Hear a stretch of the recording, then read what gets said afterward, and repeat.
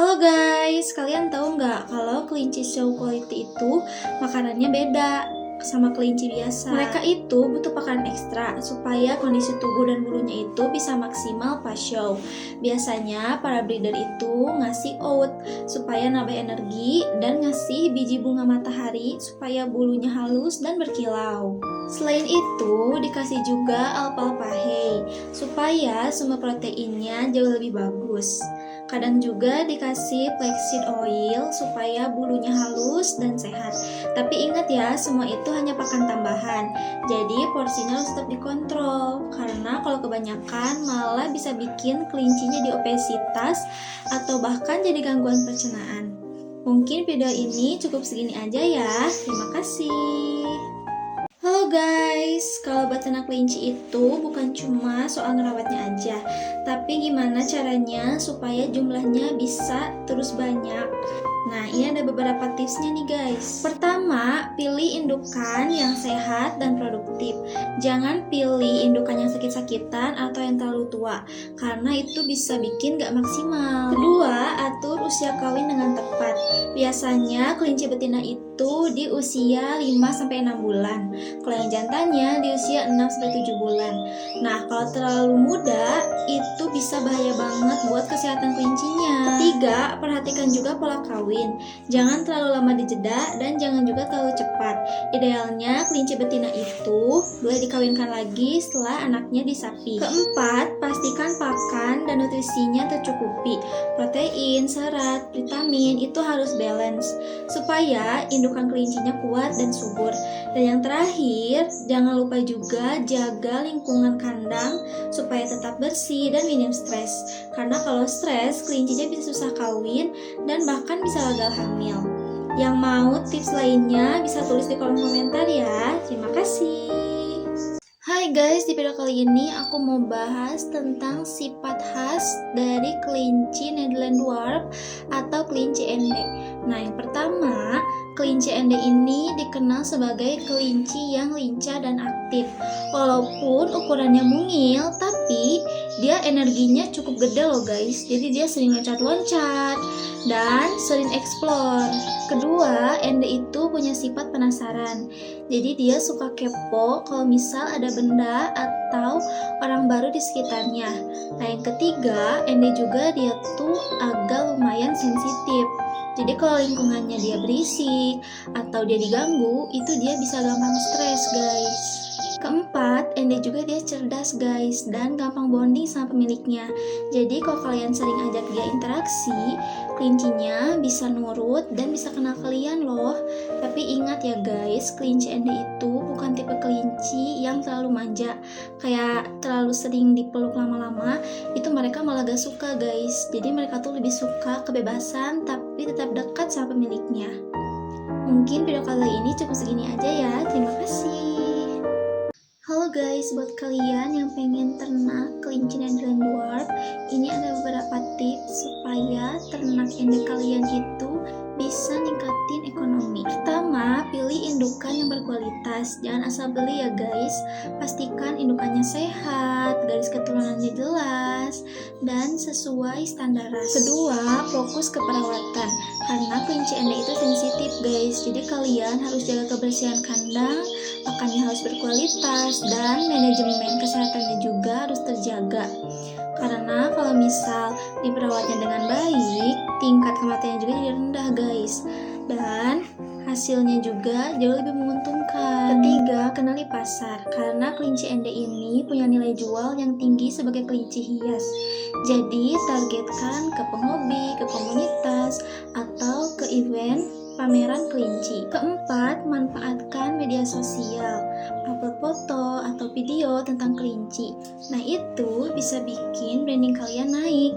Jadi kalian dianggap serius untuk beternak kelinci. Kalau semua sudah jalani, bukan cuma hobi, tapi beternak ende juga bisa jadi peluang bisnis yang menjanjikan. Terima kasih, semoga manfaat. Hai guys, jangan kira beternak kelinci itu gampang ya, karena banyak banget rintangan yang harus dihadapin. Contohnya yang pertama, indukan kelinci itu gampang banget stres. Apalagi kalau misal kandangnya kotor, lingkungan gak nyaman, pola makan gak bener, hasilnya bisa bikin kelinci gagal hamil atau jadi sakit. Kedua, anak kelinci itu resiko kematiannya lebih tinggi, terutama di usia awal atau masih di bawah 2 bulan. Cuaca ekstrim atau indukan stres itu bisa bikin anak kelinci nggak bertahan. Nah, yang ketiga, masalah perkawinan. Kadang betina suka nolak jantan atau jantannya kurang subur, jadinya nggak langsung berhasil. Dan yang terakhir, soal biaya dan waktu. Pakan, vitamin, dan kebersihan kandang itu harus dijaga dengan baik supaya nggak rugi. Jadi buat kalian yang mau beternak, kalian harus butuh kesabaran, perhatian detail, dan tanggung jawab yang besar. Mungkin segitu aja video kali ini, semoga bermanfaat. Terima kasih. Hai guys, di sini aku mau bahas warna oval di kelinci ya. Nah, warna oval ini bisa dibilang versi biru dari gen agouti. Kalau chestnut kan dia dasarnya warna hitam. Nah, kalau oval ini dia dasarnya warna biru keabu-abuan guys. Ciri khasnya bulu badannya itu warna biru abu dan bawahnya itu dia cenderung lebih terang, hampir ke putih. Dan kalau kalian tiup atau buka si bulunya, itu bakal ada ring pattern khas dari agouti dengan bulunya dari yang gelap ke terang. Nah, ini aku tulisin ya guys kode gennya. Jadi gen A itu artinya agouti, yaitu pola cincin atau ring pattern. Nah, yang D-nya itu warna hitam. Nah, yang double D itu dia ngerubah warna hitam jadi warna biru. Kalau yang C itu full color guys, kayak gini tuh, full color. Nah, yang E-nya itu normal extension. Jadi bisa dibilang warna oval ini tuh warna agouti biru yang elegan dan calm banget. Tuh, jadi buat kalian yang mau aku bahas warna yang lain, bisa tulis di kolom komentar ya. Terima kasih. Hai guys, jadi kali ini aku mau bahas warna kelinci yang cukup ikonik banget di dunia kelinci, yaitu warna Himalayan. Nah, warna Himalayan ini mudah dikenalin guys, karena dia punya warna bulu yang putih bersih, tapi di bagian tubuhnya itu seperti di hidung, telinga, kaki, dan ekornya itu warnanya lebih gelap guys. Warnanya bisa warna hitam, biru, coklat, atau lilac. Nih, tapi dia itu sekilas mirip banget sama albino guys, cuman dia itu punya poin gelap di beberapa tubuhnya. Yang bikin unik dari warna Himalayan ini yaitu si poin warna gelapnya guys, karena dia dipengaruhi oleh suhu. Jadi kalau bagian tubuhnya suhunya dingin, itu bakal tumbuh warna gelap. Dan kalau suhunya hangat, itu bakal tetap putih polos kayak gini guys. Makanya anak Himalayan itu baru lahir pasti warna putih polos. Nah, seiring bertambahnya usia, bakal muncul poin gelap di beberapa bagian tubuhnya. Di sini aku tulisin ya guys kode gennya. Nah, jadi yang double A itu artinya self, yang B itu artinya warna hitam, dan yang CHCH itu gen Himalayan turunan dari albino yang munculin pigmen putihnya guys. Nah, yang D itu artinya warna pekat, dan yang E itu normal extension. Jadi bisa dibilang Himalayan ini tuh versi spesial dari albino dengan poin gelap di beberapa ujungnya. Dan sering juga warna Himalayan ini dipakai buat persilangan warna supaya bisa menghasilkan warna-warna unik kelinci yang lain. Nah, buat kalian yang masih bingung, bisa tulis di kolom komentar ya. Terima kasih. Hai guys, kalian pernah lihat gak kelinci yang warnanya ada bercak-bercak putih campur warna lain? Nah, itu namanya broken. Nah, ini adalah contohnya guys. Kalau ini dia warnanya broken chestnut. Broken sebenarnya bukan warna solid, tapi dia itu pola. Jadi dasarnya warna solid, misalnya warna hitam, biru, coklat, dan lain-lain. Lalu dipecah dengan pola putih.